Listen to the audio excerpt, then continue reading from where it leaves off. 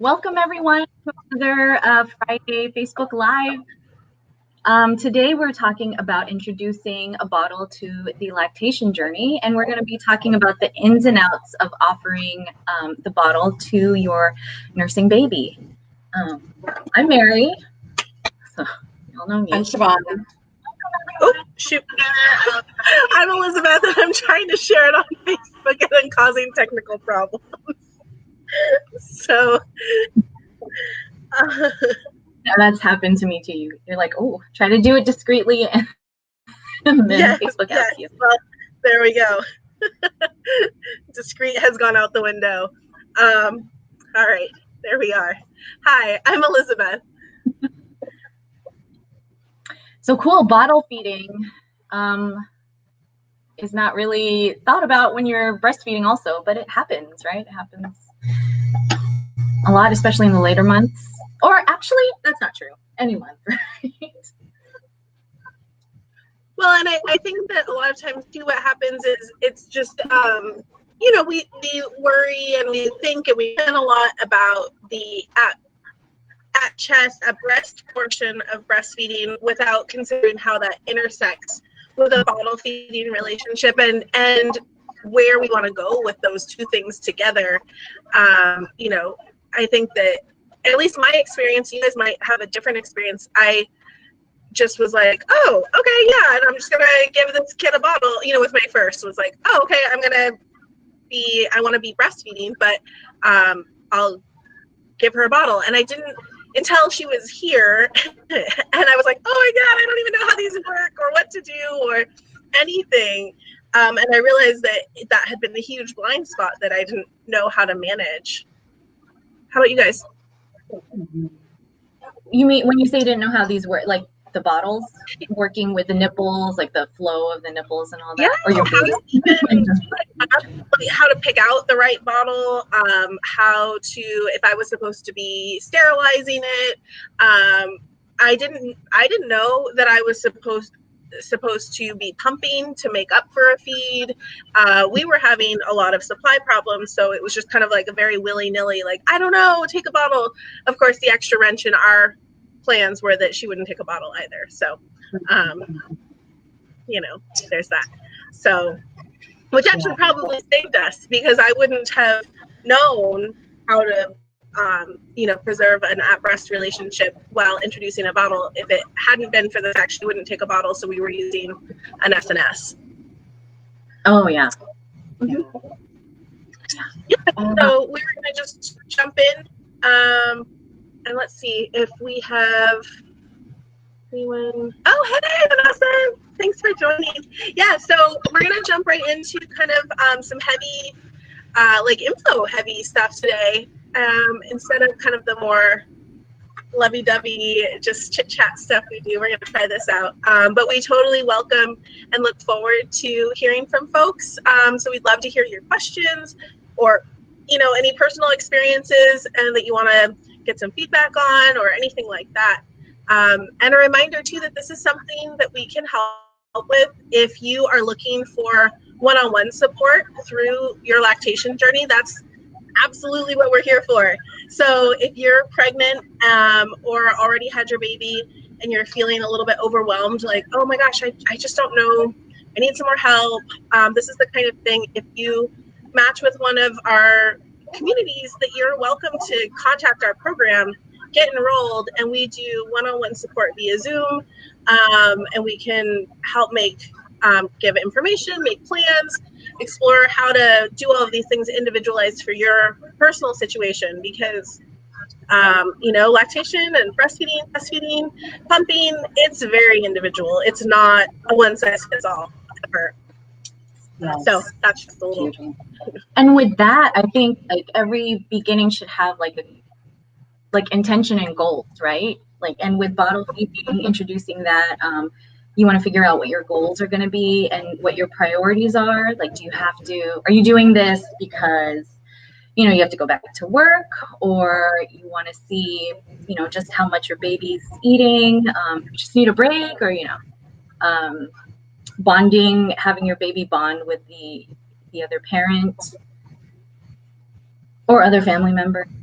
I think it's Yeah. a good.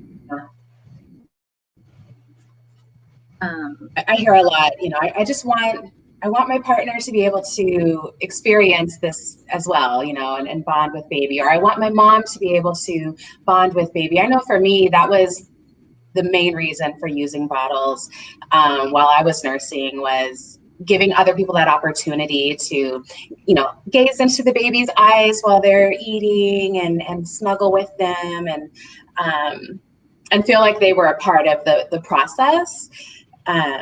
But like you, Elizabeth, I also had no idea like what I was doing. I was just like, put the milk in the bottle, put the bottle in the baby, you know, like that's it. So I was using like a preemie nipple well over the time. And then I was like, why are they having such a hard time getting the milk? It's because the nipple was such a slow flow when they were like. I actually never changed Fiona off the preemie nipple because I had a low milk supply and a slow flow. So I figured, and I actually still stand by this, that, you know, our nipples don't necessarily change their flows. So it's totally cool. If it's working, unless the baby is collapsing the nipple or something is, you know, we're having a logistical issue, because we do want to make the bottle feeding. This is my like kind of my advice in general. I'm like, make it hard, make it as hard as breastfeeding, because we want to, you know, babies are so smart. That's kind of my big thing. Our babies are wise, and they're just these creatures who know what they're doing. They know how to stay alive. That's how we got here, right? Because our babies are wise. And so the only thing is sometimes they're not caught up. They're so close to the ancestors, they don't know that we're in 2020. we've got plenty of ways to keep them alive. They don't have to be so concerned. So yeah, so I kept Fiona on a preemie nipple till she was a year when we stopped bottles, and then we kept going nursing after that. But yeah, so I love that, Mary, the checking in with your own priorities before starting the bottle can really help make that decision of when is going to be the right time. You know, if you're going back to work, I really like folks to get in a habit about 30 days before they go back to work, because the last thing you want is to be stressed right before, like on your first day, you're busting out the pump for the first time, you're like worried, baby's taking a bottle. You know, our oxytocin is the most important part of all of this, is keeping our body in that really great, super lovey-dovey, relaxed oxytocin zone. And so anything we can do to really cultivate that is fantastic. So if you're going back to work, we're going to really want to dial it back and take a big picture. Like, okay, you're going back to work in 30 days. What can we do to get set for success? And, you know, I usually recommend starting with one pumping session during your normal pumping time, so that becomes a routine, and giving baby a bottle at that time from someone other than the nursing parent, because you don't want to get them, you know, muddled between, like, you're the boob. They come to you, they get the boob, and then they can cultivate that relationship with the bottle with someone else, so that there's not that muddiness. But on the other hand, one of the things that I see kind of backfire sometimes is that idea of bonding, and having a support partner or another person in the family using the feeding as a bonding, or to give a break. Because if when you check in, if your goal is preserving and protecting that at breast or at chest relationship, if we introduce that bottle too soon, sometimes it can just add more stress, more hecticness. You know, we really want to work on getting that body feeding relationship really strong. And also, you just had a baby. Your body needs to heal and rest. And if everything's going well and you're getting everything, you know, on track with baby, throwing in the robot baby and like, how am I going to pump? How am I going to, you know, then are you washing the bottles? Are you washing the pump parts? Is your partner then having to like give the bottle and then do the washing? You know, it just adds this whole extra piece of logistics that oftentimes takes away from the idea of a break. And if we're not thinking about it in advance, it can feel like, oh yeah, this is a good idea, I'm going to get a break. And then next thing you know, you're standing at the sink washing dishes, you're like, I could have been sitting in a chair next to my baby. How is this a break? Instead, my favorite thing. I wish I could just get everyone to focus on doing like a big cuddle puddle of nursing. That support partner can be so involved in bonding by really just caretaking the nursing person. That baby cries, that nursing parent is likely, most of us, most folks get that instantaneous, I gotta feed my baby. It's like the whole world falls apart. You're not going to think about that you're thirsty or hungry or anything. Yeah. It just drops everything. I got to feed my baby. And that nursing person sits down and gets that baby latched, and they're set. And then the amazing bonding thing that support partner or other family member can do is go, get some water, get a delicious healing snack, bring that over. And if they're comfortable, if you guys are all if you're a touchy family, this is a great time for family, skin to skin. Take that shirt off, jump in that bed, get in that couch together, have a great snuggle. Really, that's when all those hormones are so strong. You're like snuggled up on each other. You're feeling love, and you don't have to wash bottles.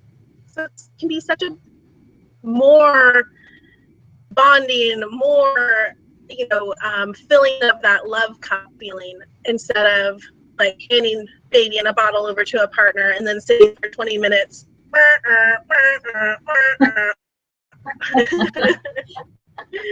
With them at the pump. I love it.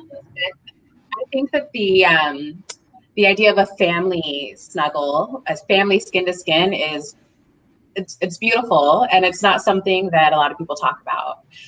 So I'm really happy that you brought that up today. Yeah, it is a great way to bond. And you're right, like that oxytocin is going to flow through the entire family instead of it just flowing through the person that's holding and feeding the baby in that moment. Yeah, and being caretook, having your other family member, your support partner caretaking of you while you're caretaking of your baby.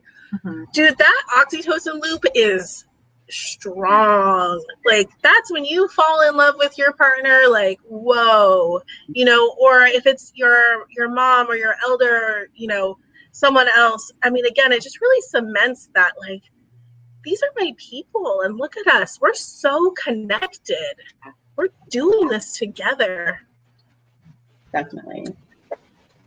And I think if you're not, there's some of us that are doing this by ourselves. I think a way you can kind of take care of yourself too is just not be afraid to call in that delivery you're still having other people take care of you in a more distant way. I hope that makes sense. Like calling in food,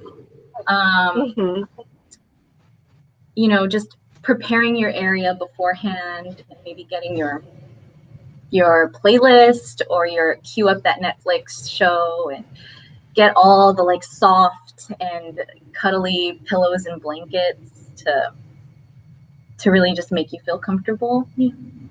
Yes, Mary, that's fantastic. Phone too, actually. That's also like somebody maybe that's going through the same thing. You can just connect and bond through that.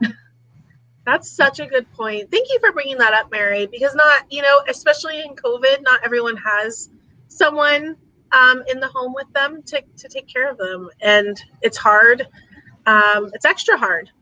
And so you deserve extra, to do whatever it takes to get that warm, fuzzy feeling. Absolutely. I like that you brought that up. Yeah, extra. Like, go hard for yourself.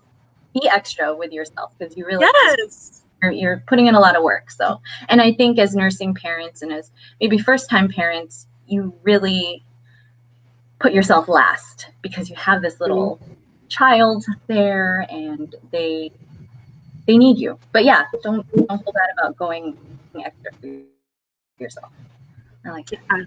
And I think the one thing that's really important about that is, especially if lactation is a goal and it's a priority, sometimes we get really focused on that as like, well, everything needs to be focusing around my baby and this expression of breast milk. But really, I would urge folks to take a step back and realize that that lactation journey and creating of the breast milk really comes from all of those lovely, like those love hormones. And stress does not make the milk flow. So, you know, when we take care of ourselves, or when we let ourselves be taken care of in any way, shape, or form, we are doing a huge service to our baby and to that breast or chest feeding journey, for sure. And sometimes that self-care does mean, you know, having a little bit of a break, stepping away from the home, or, you know, taking some time away to recharge and restore yourself. And so for those times when, you know, nursing parents are wanting to step away for a little bit and they're going to miss that nursing session, what are some, let's talk about maybe some tips for families that are experiencing that or wanting to start that part of the lactation journey. Totally, that's super valid. And I mean, we live in a society where there's a lot of times where, for various reasons, we may need to be away from our baby. We may want to be away from our baby for a period of time, and that's okay. That's valid. That's valid. Super valid. The main thing is to recognize that, again, if maintaining that at-rest relationship is important to us, we are going to want to pump every time that we are not there to feed the baby. So the breast milk, the human milk relies on supply and demand. So every time we pull the milk out of the body, it tells the body, hey, the system's working. You made just the right amount, so let's take it out. I'm going to replace it. What happens if we don't take that milk out? We're telling the body that, hey, that baby actually didn't need that milk, so you can chill out. Making milk is hard. It's a lot of energy on the body. It's a lot of work. So the body is going to be really receptive to hearing, oh, no, I didn't need that. That was too much, so dial it back. It's just like, ordering at the grocery store. If the grocery store was putting out 5 gallons of milk every day and a couple days in a row, people only bought 2 gallons, they're going to order less milk. And the same goes for our body. And we'll usually see it within about 24 hours. And as baby gets bigger, our body gets a little more resilient because that milk supply is really established. But this is why I really recommend that we try to wait until breastfeeding, chest feeding is really well established to start adding a bottle, because the last thing you want is to have another wrinkle thrown into everything. If you're just trying to figure out how to get the baby latched and get that working, and then next thing you know, you're dealing with a baby who's not content at your chest or breast because they're having to work harder for the milk because we dampen that milk supply reflex. We can always come back from it. There's always stuff we can do. But it's just like, why set ourselves up for challenges, right? Like, let's give ourselves a really good foundation and then introduce the next step. So waiting, 4 to 8 weeks until that milk supply is really well established and having everything really, going on everything's working. And that is different for everyone. Some people are like, I got this at 3 weeks. That's fantastic. Good. But I would definitely say, unless we're supplementing for a clinical reason, if we're having low weight gain, that's a whole different situation where we're going to talk about strategies and things like that. But if it's for, totally valid, totally good reasons, like, hey, I would like to take a break, I'm just going to say, let's make sure we've got step 1 down, right? Like, super solid before we move on to step 2. Super fine. And so then once we do that, we want to make sure that we are pumping to replace the feed, or hand expressing. If you're solid at hand expression, sometimes it can be harder to find a place to do that. And some people prefer hand expression and find it much more effective, and some people prefer a pump. And there's so many options, and whatever you do, get the milk out. That's the main thing. However you want to do it, get the milk out.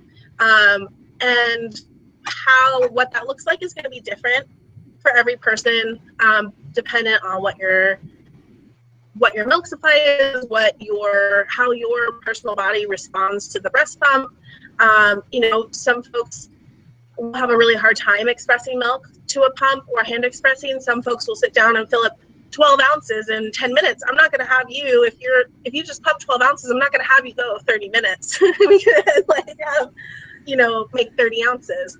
But so it's really just dependent on individual situations. And that would be where we would want to check in. You could check in with us at Lactation Lounge, or, if you're working with one of us individually or, another lactation specialist. That's when you kind of fine tune what that looks like for you. Yeah. So you have the milk, and then you need to store it. So I think one of the next steps is where do you store it? And actually, you have the milk out, and so some questions I get is how long can you leave the breast milk out for? And some people think an hour, because I think that's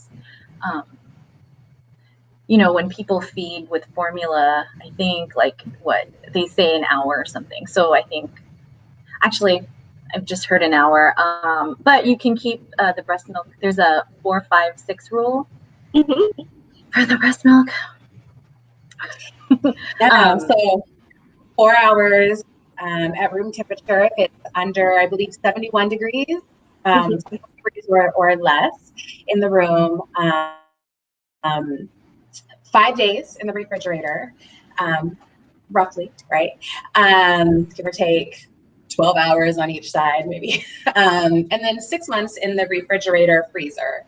So the refrigerator freezer is different than the deep freezer. It's not quite as cold, doesn't keep things quite as long. So unless you have a deep freezer where you can kind of keep it for a little bit longer, if you're using the refrigerator freezer, you want to stick to that 6-month average for storing the milk.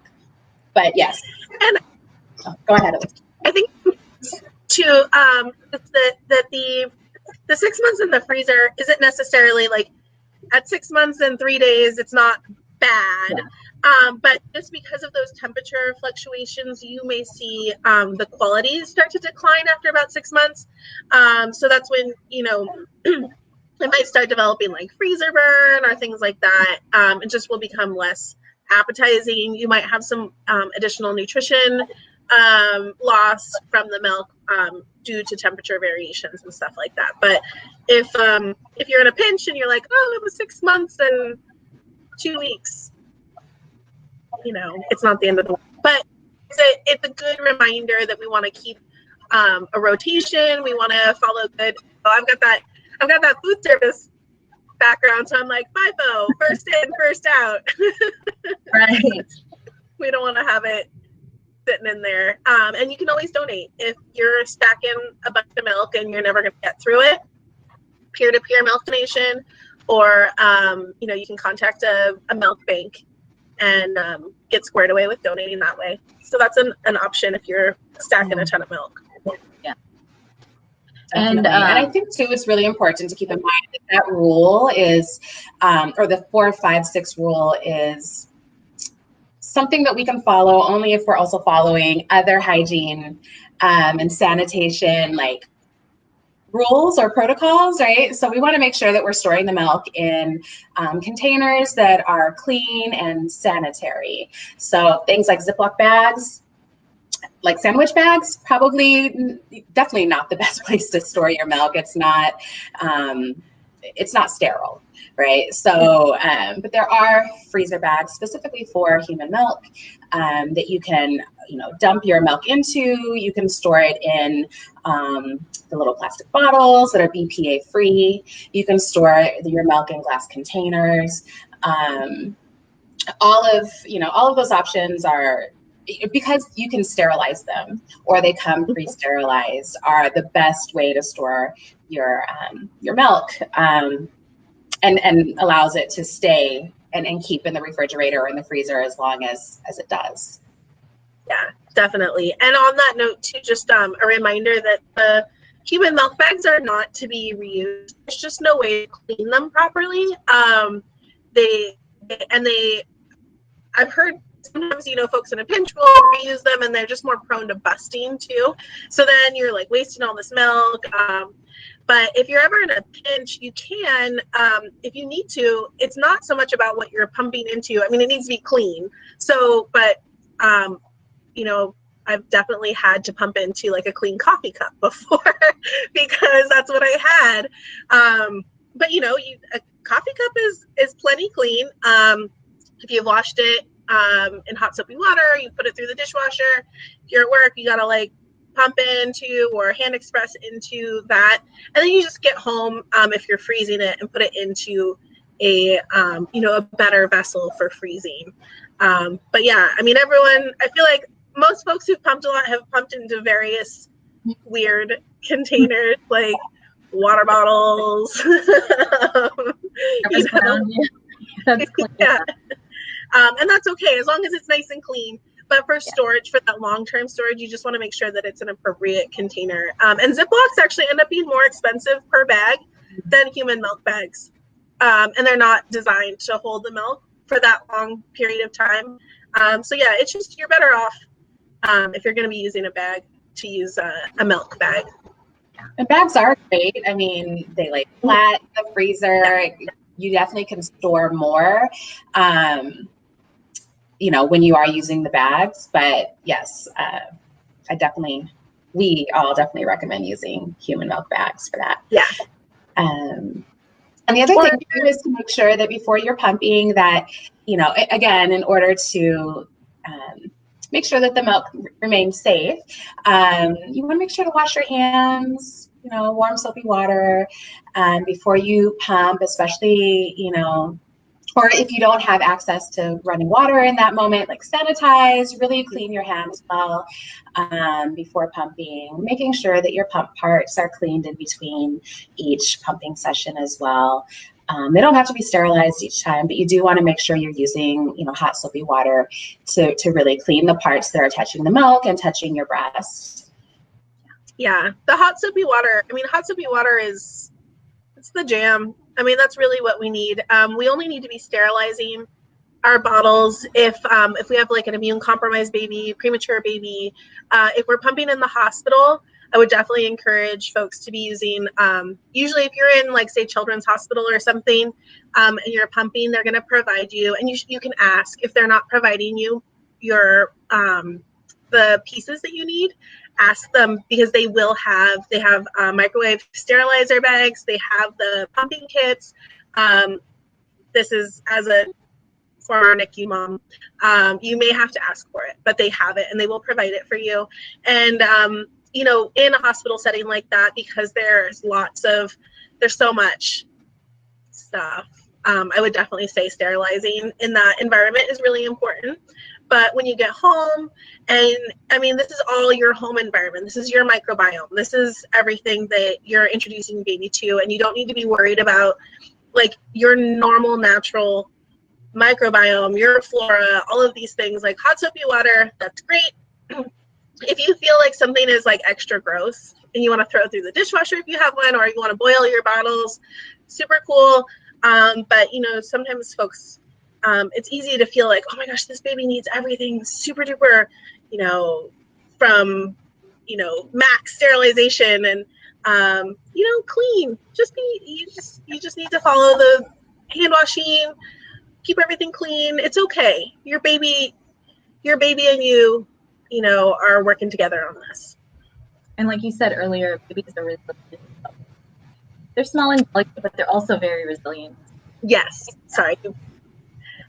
Up for one. And the other caveat I just want to throw on there is if you are experiencing thrush or yeast, you or your baby, that would be another time where you really want to make sure you're sterilizing the pump parts and the bottles and nipples every time you use them.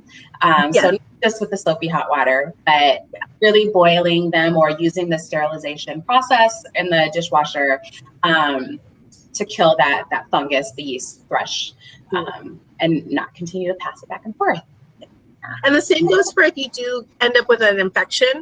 So if you get like a breast infection or something, absolutely you want to start sterilizing until you're through all of that. That's a great point, Shevonne. Thank you for that. Yeah. And just as a side note too, if you are, if you do experience thrush and if you happen to be using cloth diapers, the same thing goes for it. I know this is not totally related, but you also want to be bleaching those cloth diapers if you're using cloth diapers and you're experiencing thrush, because that loop, man, it's a nasty cycle. As somebody who went through that loop for months and months, I definitely can I can say it is a cycle. And if you don't, it's good if you do have thrush to really work with your lactation support person or your medical provider to talk about all the different ways to make sure that you're not continuing that thrush yeast cycle. Specifically if you're going to be pumping or using, breast pads and, like you said, Elizabeth, cloth diapering. Yeah, good call. Thank you. So let's see. So when we do like, I know for me, I'm usually recommending the Dr. Brown's bottles for clients that I'm working with. And typically I do prefer the preemie or extra slow flow nipples, just because it does mimic the flow of the human body and how we release milk typically. Although I will say, as for myself, I did have a very fast flow. And so I know that that's not this, everybody has a different flow of milk that comes out of their body, but in general, I do recommend that preemie nipple, so the babies work a little bit harder for it. And also the pace feeding, where they're more upright, so it's not just pouring into their mouth. What about you, Mary? Do you? Yeah, because you want to make them kind of work for it like they do when you're nursing them. Yeah, and then I think when you're bottle feeding and then you have someone else feeding your baby, like maybe a daycare provider or a family member, you also want to mimic the actions of breastfeeding too, like switching sides and burping in the middle, getting that slow flow or preemie nipple so that they they have to work a little harder for it. Yeah, I like Dr. Brown's as well. Well, I didn't breastfeed with her, so yeah. But with the bottle, actually, I also used the Avent with the small preemie nipple for one of my daughters. Yeah, and I love the Dr. Brown's preemie. I was the opposite of Shevonne. I had a very slow flow and low milk supply with my first. So I'm so grateful for the folks who are we actually tried with the Avent newborn first steps or something, and I didn't know. So we had a lot of myofascial stuff going on. Fiona couldn't really use her facial muscles very well, and so she rejected. She couldn't use a bottle even because she couldn't really. She just couldn't. So we were finger feeding. That was what was working for her: finger feeding and SNS at the breast. And then we started with I think it was Avent, but I don't want to malign them. But one of them just came out so fast, and because she didn't have a lot of muscle tone that she was working with, it would just spill over her whole face. And so I think it's just really important that we're watching the kiddos, and we want to make sure that they're still using really good latching and suck swallowing, that the same as they would at breast, because this is one of the things we see a lot is if we're having a hard time nursing the baby, sometimes we offer a bottle, we think, oh, everything's fine. But if we're looking and if they have milk pooling around the sides of their face, or it's dripping out the side, that's another one of those signs that, hey, there's something here we need to be adjusting. And Mary, I love that you pointed out pace feeding. Pace feeding's awesome, super important, because again, these super wise babies are creatures of survival. So if that bottle feeding experience is something that they can knock out in 5 minutes and nursing takes 20, some of them, especially the ones, like I call them the business nursers, they'll be like, oh, there's this 5-minute option. Why didn't anyone tell me? And, so we want to have it be as similar as possible in terms of how hard it is, so that they're able to recognize that coming and, feeding with the parent at the body has extra benefits and none of the drawbacks of being at the bottle. We want the bottle to be a tool. It's useful, it's handy, it can be very, a lifesaver in many situations, but if our priority is keeping the baby nursing, we want it just to be a tool, and that's it. Not, we want to avoid using it as like comfort, or this is, easier, faster, or any way preferable to being latched on. Oh, and another thing, when you don't want to like stick the nipple right in their mouth with the breast, with a bottle. You just kind of want to, again, make them work for it like they would at the breast, so not make it so easy and have them, latch on to that nipple. Absolutely, that's such a good point. We can do all of those same great latching mechanics that we do onto our body. We can do that with bottle, and we should.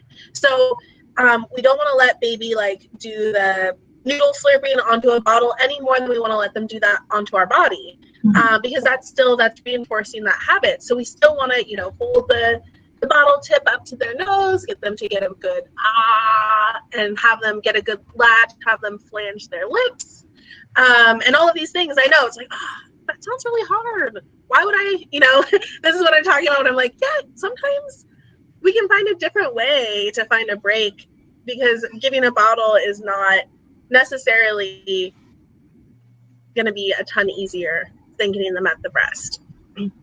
In some ways,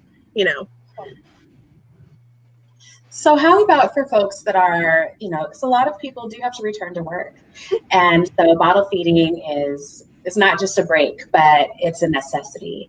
So for folks that are planning on returning to work and are wanting to build up that store of milk, or are wanting to get baby used to like taking the bottle, do either of you have recommendations for schedules for getting prepared for that? Yes. So I've been that person, and I've helped a lot of folks with the going back to work, because it's a whole thing. I mean, there's a lot involved. I went back to work with Fiona at 5 weeks after postpartum, and that was really tough. So first of all, if you have any leave, I would recommend taking it if you can. Leaving your baby early sucks. But yeah, so again, like, whenever you identify what that going back to work schedule is, backing it out 30 days and starting a pumping routine can be really, really great. Picking a date. So if you're able to think about what your work day is going to look like, picking what your first pumping break is going to be, and knowing that you're going to want to be pumping at work as frequently as baby is feeding. That's ideal. That's best practice. And I recognize that workplaces are not always supportive of that, and sometimes we have to deal with a less than ideal situation. But if we can, and really per federal law, employers of over 50 employees are required to allow you to pump through baby's first year. Now, they don't have to pay you for that time, which sucks, but they do have to provide that availability. They can't punish you for it. They can't, there can be no, they can't say that you're not going to get a promotion, or that they're going to cut your hours because you have to pump. If your employer has less than 50 employees, you don't have as many protections, but hopefully you can talk with them human to human and say that this is really important. So for your doctor to write a note, or your pediatrician to write a note saying that this is necessary, and request reasonable accommodations from your provider. Absolutely. Yeah, because if you, for however much time you're away from baby, if you're not expressing your milk on the same schedule that baby's eating, not only is that going to damage your milk supply, most likely, but it also runs a really high risk of setting you up for some, physical illnesses and problems. So, that's setting you up when you have milk stasis, which means that the milk is stopped up, and it's hit your max capacity. You're not making any more milk. That's when you're going to start feeling that really hard and gorged feeling. That's really setting you up for plug ducts, which then can lead to mastitis. That can make you very, very sick. And you don't want to go down that road. So ideally, setting yourself up, looking at what your work schedule is going to be, mapping out, having a pumping break, usually every 2 to 3 hours is going to match up with what baby's eating, but that also really depends on baby's age, your personal nursing habits, all of these things.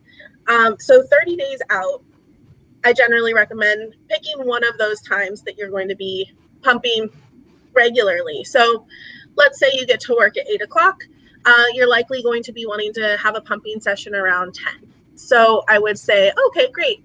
30 days before you go back to work, whenever you nurse around 10 o'clock, you're going to then follow up with a pumping session right afterwards. Because if we're trying to build a stash to get ready to go back to work, it's going to be in addition to what baby's eating. And so don't freak out if you go to pump and you get like a quarter ounce the first time.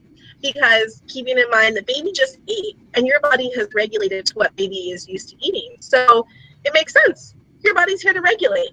And so if you have like an average to lowish, you feel like you have an average milk supply, not an oversupply. If you have an average milk supply, keep doing this for about 2 weeks, and then you're going to add another one of those pumping sessions on. You're going to see that your milk supply is increasing. If you start getting an excessive amount of milk, like more than an ounce or two after feeding baby, I'm going to want you to dial it back, because we don't want to get you in a position where you're making like huge amounts of milk. And then, because again, we're running into that issue of having so much milk in the breast, if it's not expressed, you're going to, run into clogged ducts, yada, yada. So you're going to be pumping, and then you can be offering a bottle no more than once a day, usually, 3 to 5 times a week, no more than once a day, can be a really good way to keep baby used to taking a bottle without it becoming this thing that they're really, might start leaning towards a bottle preference or things like that. It just, again, it's a tool. They're like, oh, I guess you're feeding me a bottle right now. That's weird. Cool. As my daughter says, cool but weird. But if you tend to oversupply, so if you start pumping at this like set time every day, and all of a sudden you're like, oh my gosh, my breasts are filling up, I'm feeling like too much milk, then I'm going to want you to start pumping sporadically, because that's going to just kind of trick your body into not adding to the overall supply. It's like, oh, that's a one-off. And if you have one of those bodies that just likes to jump to attention, like, all right, more milk, here you go, that can be a good strategy for managing that. But most people, adding that one pumping session in for 2 weeks and then adding a second for the next 2 weeks, then you start work. It's super common to experience a dip in supply when you go back to work, because even if you love your job, even if it's an amazing job, it's not home snuggled up with your baby. And your body, your oxytocin knows that. And there's lots of things you can do to kind of trick yourself. So find a nice, quiet, dark place, lower the lights, bring stuff that smells like baby, have a cute video. I've heard the suggestion to like listen to, like record your baby crying. I hate that advice. I don't know. It stresses me out. I don't want to hear my baby crying. That does not make my oxytocin flow. So I always brought a cute video of baby laughing, or like, something that made me feel lovey-dovey. And then conversely, I've had clients, I had one in particular who said that seeing her baby at all made her so sad, because she wanted to be home with her baby. And she would watch puppy videos, because that's what got her oxytocin going in a way that didn't make her sad. And I thought that was amazing. So she'd watch like those videos of like puppies rolling together and like playing with a ball. And so whatever works for you to get your oxytocin going. And it doesn't have to be the same as anyone else. So whether it's a happy video of your baby or like a cooking video or puppies, just really getting in that zone of like, I'm cultivating this feeling, and know that whatever you've been pumping, it can be totally normal to then get in there the first day and you're like, ugh, an ounce? Don't stress out. That's why we spent 30 days stashing that milk up. So you're still going to go through, sit down and pump every time that baby's eating. And also I'm going to ask you not to freak out, because it's likely going to be a lower amount than you're used to seeing. And the faster you can just say like, hey, that's right. I'm going to get through this. I'm going to get regulated to this environment, and it's going to go back to what I'm used to seeing. That's going to be so much better than like, it's an ounce. It's only an ounce. My baby ate 3 ounces. It's going to get there. You're going to get there. And it's just a lot of that is that adrenaline, that cortisol blocking your oxytocin. So anything you can do, visualizations, music, videos, whatever it takes. And just know it's going to regulate. But that's why we start 30 days out, so that you don't have to be panicking. I love that idea. Like just planning ahead, setting yourself up for success, getting everyone used to the schedule. Because when you do return to work, you are going to feel all those feelings, and you're going to cry in a corner somewhere because you miss your baby. And I think maybe, I think also giving your employer that time also to prepare mentally, and then to just get everyone else on board. Like, oh, it's 10 o'clock. They're going to pump right now. Yeah. Even if you're not in the most, or if you have a job with a very regimented schedule, I think giving your employer that time, just not really asking, but telling them, this is what's going to happen. And they can figure out the schedule from there. Because, there's just so many emotions that you're going to go through that first week that you want to make clear for yourself. Yeah, and everyone else. Yeah. That's such a good point, because you don't want to add more things onto your plate to deal with that first day back or week back. You don't want to have to be like, I need to pump, and do I need to find someone? Do I need to tell them, where am I supposed to go? Like, have that conversation beforehand and go find where your spot is, so that it's not a surprise, it's not a shock, it doesn't feel scary. Maybe you can, depending on where you work, you might be able to decorate it a little bit, or like work on lighting. Different employers I know have different things. Like, I had to pump in a restroom with my first, and that was illegal. I didn't know it. B, very unpleasant. So dealing with what you've got is important, but the knowledge is power. So the more you know in advance, you can kind of try to mitigate it. Even if, like, say you work for someone who has less than 50 employees, so they're not legally required to provide you a place, that can help you figure out, okay, they're not going to have a place for me that I find acceptable, because I'm not going to pump in a bathroom. So maybe that means when you're picking out your pump, maybe finding one that is more mobile. There's a lot that have rechargeable batteries that you plug in overnight, and then it's got a nice full charge. You can go pump in your car, or you can find somewhere else that works for you. There's ones that you can put in your shirt. So there's like the Freemy, the Willow, I don't know all the different ones anymore. But some of them are really expensive, which sucks. But there's options. So again, just knowledge is power. The more we plan in advance, the more we can figure out how to deal with these situations, because you don't want to deal with it on your first day without your baby. Yeah. Yeah. I think we covered everything, guys. We should try for a half hour. Yeah, it's enough. Is there? I mean, it's great. We not only talked about bottle feeding and like for breaks, but we also talked about like returning to work and how to set yourself up for success once you do, once you do return to work and you want to continue the nursing relationship. So,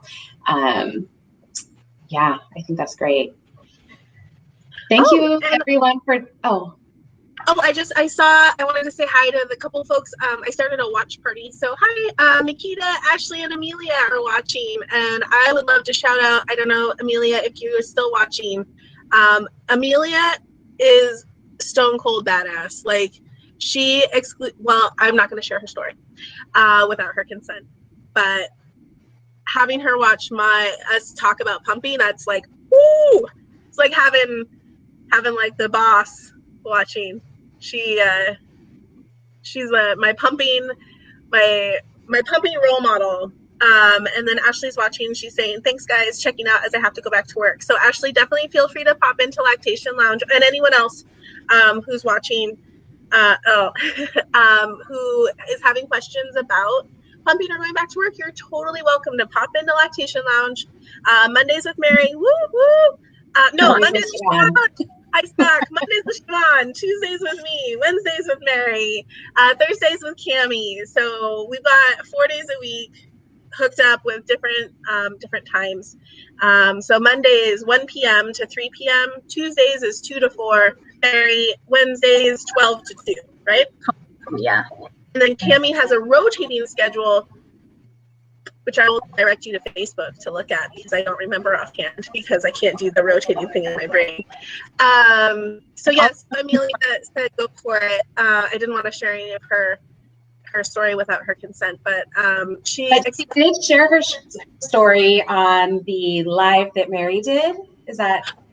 Yes, Amelia. No, that's different Amelia. This is an Amelia I worked with. Okay. Sorry. Yeah. She exclusively pumped because baby wouldn't latch, and we worked really hard, and that baby was just stubborn. That wasn't her path, and but she exclusively pumped for, I believe it was 2 years. Wow. And she's a super producer, so she well, Amelia, maybe type the numbers because I'm going to get them messed up. But she, at one point, was pumping over 100 ounces a day and was donating. She was a long-term milk donor to 2 or 3 other babies, including her own. And it was, 2 years.